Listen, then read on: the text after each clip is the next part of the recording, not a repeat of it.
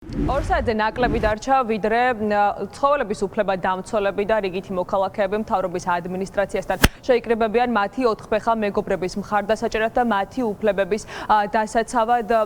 როგორც ეს ადამიანები უფლება დამცველები ამბობენ, მათი მთავარი პროტესტის საგანი არის სწორედ ის განკარგულება, რომელსაც სწორედ ირაკლი ყობახიძემ მოაწერა ხელი და მათი თქმით ამ განკარგულების შემდგომ დაიწყეს აქტიურად სურსათის ეროვნული სააგენტოს თანამშრომლებმა მიუსაფარ ძაღლებზე დევნა მათი გატაცება და შემდგომ უკვე გაუჩინარება. შესაბამისად, სწორედ სიმბოლურად იქნა არჩეული მთავრობის ადმინისტრაცია პროტესტის ადგილად და დღეს ირაკლი ყობახიძეს ამ განკარგულების გაუქმებისკენ მოუწოდებენ, რომელიც მათი თქმით არის ყველანაირ სტანდარტს აცდენილი და არახუმანური აქტი მიუსაფარი ცხოველების წინააღმდეგ გამოცემული, რადგან ამ განკარგულებაში წერია, რომ სურსათის ეროვნული სააგენტოს თანამშრომლებს აღარ აქვთ ვალდებულება, რომ ცხოველების წაყვანის შემთხვევაში ისინი ისევ დასახლებულ პუნქტებში დააბრუნონ და შესაბამისად ეს არის ფაქტობრივად ამ ადამიანებისთვის პირდაპირი ნათქვამი იმისა, რომ სურსათის ეროვნული სააგენტოს თანამშრომლები წაყვანის შემთხვევაში ძაღლებს ფაქტობრივად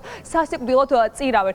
სწორედ ამის გამო შეიკრიბებიან, როგორც გითხარით, 3 საათზე მთავრობის ადმინისტრაციასთან ის ადამიანები, ვინც ბოლო დღეების განმავლობაში პროტესტში არიან აქტიურად ჩართულები, გამომდინარე იქედან, რომ ბოლო პერიოდის განმავლობაში აქტიურად ვრცელდება შემზარავი კადრები, სადაც ჩანს ის არაადამიანური და არახუმანური მოპყრობა ცხოველების მისამართით, რომელიც ამ ადამიანებმა სააშკარაოზე გამოიტანეს და შესაბამისად ეს იქნება მათი დღევანდელი შეკრების მთავარი მიზანი, არა გენოციდს და არა იმ კანონპროექტს, რომლის მიხედვითაც მიუსაფარი ცხოველები აყავთ ძალიან მძიმე მდგომარეობაში. ასევე უნდა აღინიშნოს ის ფაქტიც, რომ მას შემდგომ, რაც აქტიურად დაიწყეს ადამიანებმა საუბარი და პროტესტი ამ კანონპროექტის და განკარგულების წინააღმდეგ და იმ მძიმე კადრების შემდგომ, რაც ბოლო დღეების განმავლობაში ვიხილეთ, მოვისმინეთ ასევე სურსათის ეროვნული სააგენტოს თანამშრომლების განცხადება წარმომადგენლების, რომლებმაც თქვეს, რომ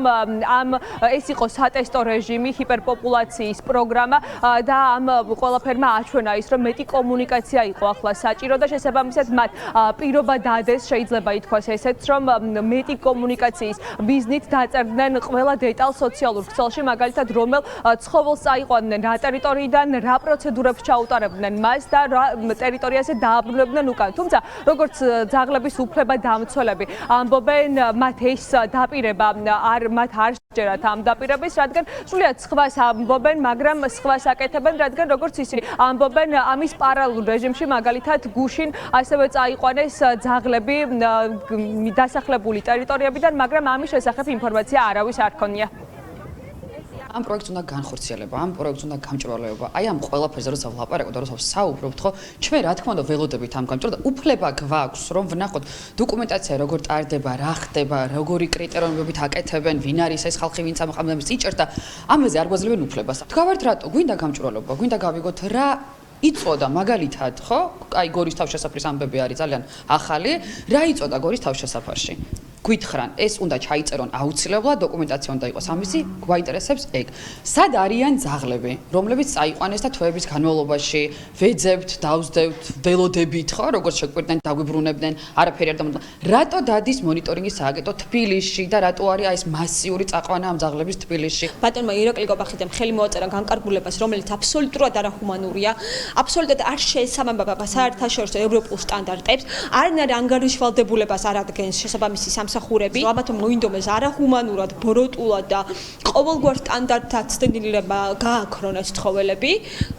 როცა საშუალება არის, რომ ეს პროგრამა გადაიჭრას ჰუმანური გზით, გრძელვადიანად და კეთილად, როგორც შეთანხმდა მსოფლიოში საერთაშორისო საზოგადოება ევროპული ქვეყნები შეგვპირდნენ და თქვეს, რომ უკეთესად მოიქცევიან. რა თქმა უნდა, ამის არ გვჯერა, ასევე არ გვჯერა ის, რომ რაღაცას ეპერსიტყვიერდა მპირდება სურსათის ეროვნული სააგენტოს უტიფარი თანამშრომელი, ეს სანამ არ ჩაიწერება კანონში განკარგულების აღსრულებაში, ამას არავინ არ დავიჯერა. გუშინ დაწერეს ზესტაფონში წაყვანის ადგილები, ამას პარალელურად დღეს ამ დილას ვიგებთ, რომ კვლავ შეუტყობინებლად გაიტაცეს ცხოველები, ისე რომ არავის არ გააგებინებთ. მოახდინეს. ძალიან ცუდი შედეგები მოყვება არ შეჩერებას ამ განკარგულების. ჩვენ მოვითხოვეთ ასევე შეჩერება, თუმცა პირველმა ინსტანციამ საქალაქო სასამართლომ მიიღო წარმოებაში სარჩელით, არ შეაჩერა აღნიშნული აქტის მოქმედება და ამიტომ გავასაჩივრეთ სააპელაციო წესით. სააპელაციო წესით გასაჩივრების შემდეგ მიიღო წარმოებაში სასამართლომ და ეხლა ველოდებით, რომ იქნებოდა სააპელაციო წესით მოხდეს ამ განკარგულების შეჩერება. ცხოველების უფლება დამცველებს აქვს ძალიან ბევრი კითხვა, რომელზე პასუხებსაც ითხოვენ და დღეს ამ კითხვებს ღიადაც ხმამაღლადაც გააჟღერებენ მთავრობის ადმინისტრაციასთან, მოითხოვენ პასუხებს, მოითხოვენ გამჭვირვალობას იმ პროცესებისას, რომელსაც რუსეთის ეროვნული სააგენტო მიუსაფარი ცხოველების წინააღმდეგ ახორციელებენ და როგორც ისმენდით პირდაპირ ეთერში, ასევე იურისტებს უკვე ოფიციალურადაც აქვთ სამართლებრივი დავა აღნიშნულ განკარგულებასთან დაკავშირებით დაწყებული, თუმცა პირველმა ინსტანციამ არ დააკმაყოფილა ეს მათი მოთხოვნა და ახლა უკვე საქმე მიმდინარეობს სააპელაციო სასამართლოში და სააპელაციო სასამართლომ უნდა გადაწყვიტოს დააკმაყოფილებს თუ არა მათ საჩივარს და შეწყვეტს თუ არა განკარგულების მოქმედებას.